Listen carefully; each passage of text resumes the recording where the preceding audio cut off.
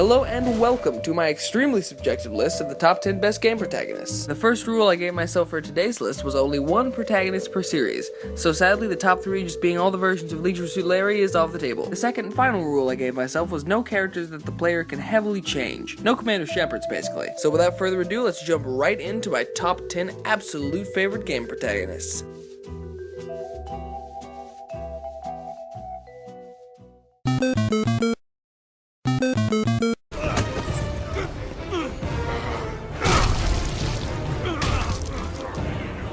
Let's start today's list with everybody's favorite throbbing, screamy albino, Kratos. I gotta be honest, originally I was gonna save this flaming asshole for my list of top 10 worst video game protagonists. So let's be clear, Kratos is a terrible character. He does go through a genuine emotional journey in the first game, but everything past that is fucking nonsense. In God of War 2 and 3, Kratos' only arc is that he goes from a dick to a huge dick. It's like a Super Saiyan dick transformation. The third game literally ends with Kratos killing the whole world because Zeus stabbed him in the gut.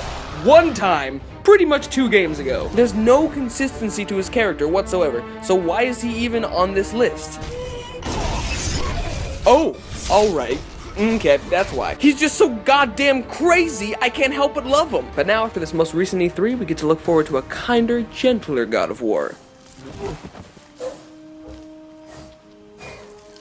I'm sorry, the Kratos I know would have skull-fucked that thing for 45 minutes. Maybe Viking Santa Claus Kratos will be compelling, I don't know. But Kratos, to me, isn't an ancient wisdom guy, he's a screaming and cutting guy. So for now, I'm gonna stick with the classic God of War games. All God of War ever asked of me was to decapitate some minotaurs, skeet all over some goddesses, and listen to Kratos yell Zeus 1,000 times. Zeus, Zeus, Zeus, Zeus, Zeus, Zeus, Zeus, Zeus, Zeus, Zeus.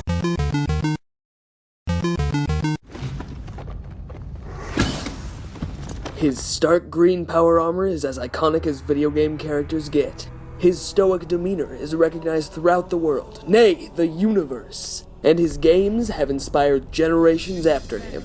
I am, of course, talking about Doomguy.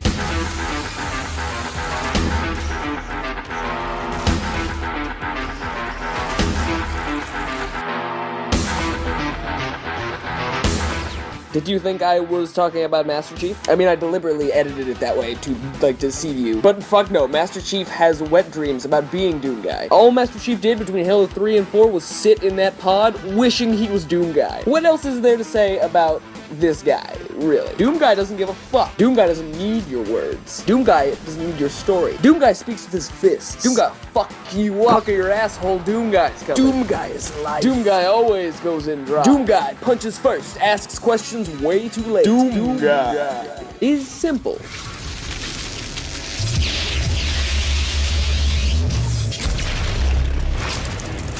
Yeah, that's pretty much all I need right there.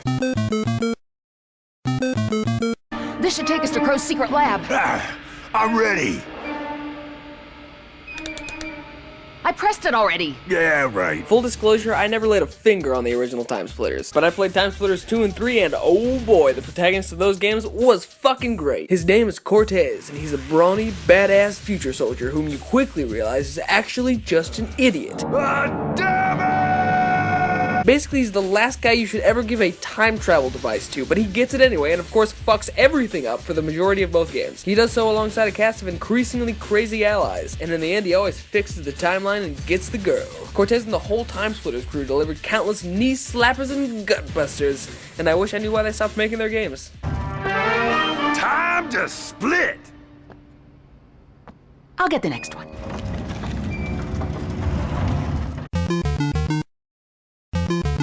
Yeah, we thought we'd hang out, catch some rays. This isn't a game. Can you say best kids game character ever? One of 3 Naughty Dog characters on this list, Jack is one of the few kids game protagonists that shows real growth across the series. He almost grew up with me. He did grow a soul patch though, which was disappointing to say the least. He even went through an embarrassing emo phase, just like me, and started saying edgy shit like, I want information.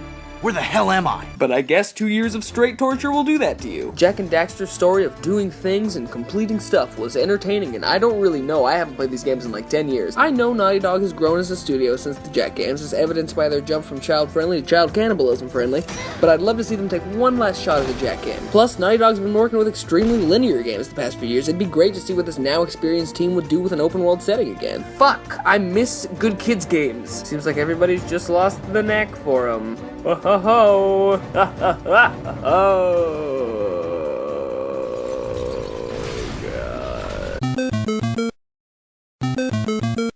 Your darkest secret, your ultimate weakness. I know you are Bruce Wayne. Yes, Batman originated outside of video games, but I don't really give a fuck because this is my list. The Arkham Batman lives in a universe specific only to video games. And half-baked cash-ins. So I'm gonna say that qualifies him as a game protagonist. At first, when you start working your way through Rocksteady's Arkham series, you think you're playing a longer, more mature episode of the animated series. Rocksteady's Batman is unique in the way that he feels like a true successor to the 90s animated Batman. He really feels like an extension of that character, and he has extended into some messed up shit. Years on the job have worn this dude down, to the point where in Arkham Knight, he deliberately pushes away all human contact, all the while assumingly keeping up the mask of Bruce Wayne, which you can clearly tell he does not give a fuck about anymore. He literally checks his voicemail in full battle armor, but when you see him take off that mask and be who he really is, Man-Bat guy, the dude still seems like he's shitting out a pack of warheads. That means he never has any fun. His life sucks dick 24/7. He has no release. Look at that. Look at those weapons-grade crystal meth eyes. By Arkham Knight, he's a robot sociopath. It's a risky move to make with such a beloved character, and usually when somebody tries some shit like that, it ends up with Nazis in it. I don't know, maybe this is all me extrapolating upon Kevin Conroy's robotic-ass performance in Arkham Knight. Through that whole game, I just wanted him to emote. We're screwed, Batman. I'll stop him. But first, I'm getting you out of here. Where do I find Scarecrow? Batgirl just shot herself in the face, dude. Do you have an opinion? Either way, even if the Arkham Batman isn't the perfect incarnation of the character, he's definitely one of my favorite game protagonists. Did you kill him? What kind of fucking animal do you take me for? No, I didn't kill him. Oh, fuck. But I did kidnap his wife.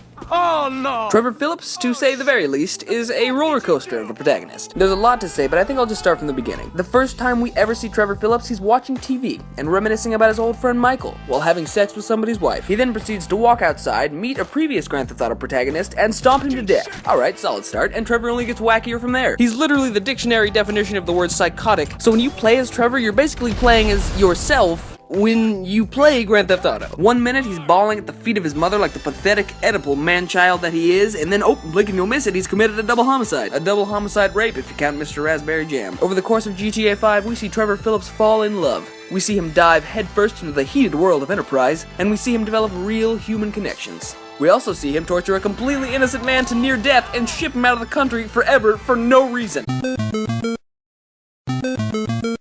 Now get going. You stay out of trouble, John. Ain't no trouble, Abigail. Ain't no trouble. Poor John Marston. He had to die at least like 35 times before I accepted I couldn't save him. I don't think I'm going out on a limb here when I say that John Marston is easily Rockstar's best character to date. He's rough around the edges, but you can tell all he really wants to do is sit at home, groom that luscious beard, and take care of his annoying-ass kid, who I was not pleased to play as, for the record. John has a violent, fucked-up history, but you can tell he's a good man at his core, which does make it slightly weird when I make him hog-tie prostitutes to railroad tracks. Moving on to John's non-railroad horror-related quests, his trek across the South to hunt down his former allies is a story for the ages. Red Dead Redemption really is one of the most compellingly told open-world stories, and it's sad, but I feel like everyone forgets the very important second chunk of the story, where John Marston commits Sasquatch genocide and stops a zombie plague. I'm not joking, Undead Nightmare is actually vital to the Marston saga. Through it, we find out that John Marston does still indeed walk the earth, albeit as a cowboy zombie. Sure.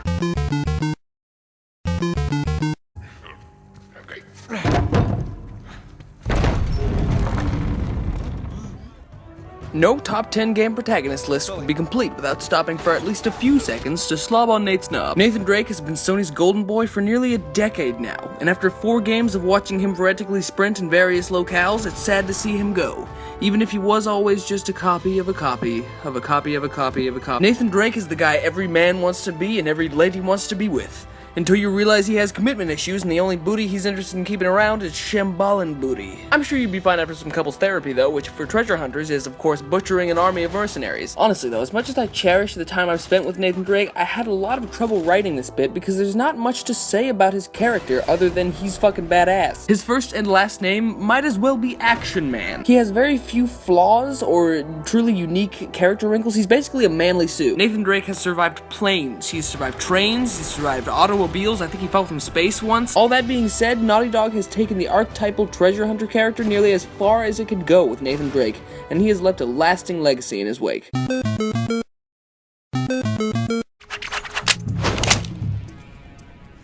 Number 2 came down to everybody's favorite pair of one-eyed snakes, but in the end I had to go with Big Boss, aka Vic Boss, aka Boss, aka Snake, that's confusing, aka Naked Snake, that's less confusing, but still, aka Ishmael, aka Jack, aka John, aka Jill, aka Win Up the Hill, aka Salamander Commander, aka totally just Kurt Russell, aka never mind, it's David Bowie, they're all David Bowie, don't worry about it. Now don't get me wrong, Solid Snake is a fantastic character, a motherfucking video game all-timer, but I still think Big Daddy Naked Snake is the more interesting of the two. He's got layers, like a terribly voice-acted onion. You saved my life. You're the heroes here. Big Boss is so awesome that the US government stole his hammy loins just so they could make more of him. Pretty much every main protagonist and antagonist of every game in this series is just people trying to be as cool as this crazy-ass weirdo. This guy thinks cutting off his son's arm and sticking it to his and dressing like a cowboy is gonna make him cool. But it doesn't work! Big Boss has seen it all, or half of it all. He's conquered ghosts, robots, demons, and dick grabs galore. And when the day is done, he still has time for birthday cake and boob watching. Name me one other character you could watch climb up a ladder for 5 fucking minutes. Let's face it, Big Boss isn't only the world's greatest soldier, he's one of the world's greatest video game characters.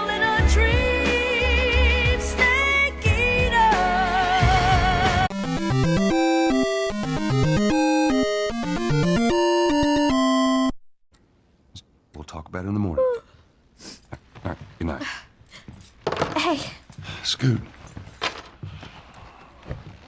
Monday at work, huh?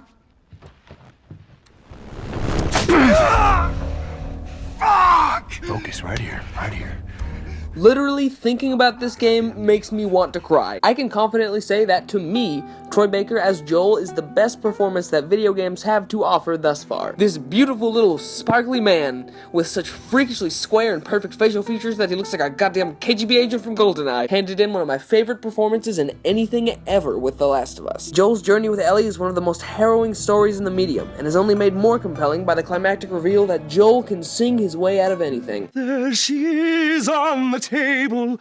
Is she alive? Not only is Joel an intense and well-developed character from a narrative standpoint, he feels goddamn great to play as. His movements are beautifully animated, but still snappy and responsive, and I'm really surprised that more people haven't plagiarized the fuck out of that backpack system. Basically, Joel and Ellie are the best protagonists you can get if you're looking for all-around consistency. Hopefully Ellie shows up as the main character in The Last of Us 2 so I can add her to this list. There's way too much dong on this top 10 at the moment. It is just all sausage party, white dudes.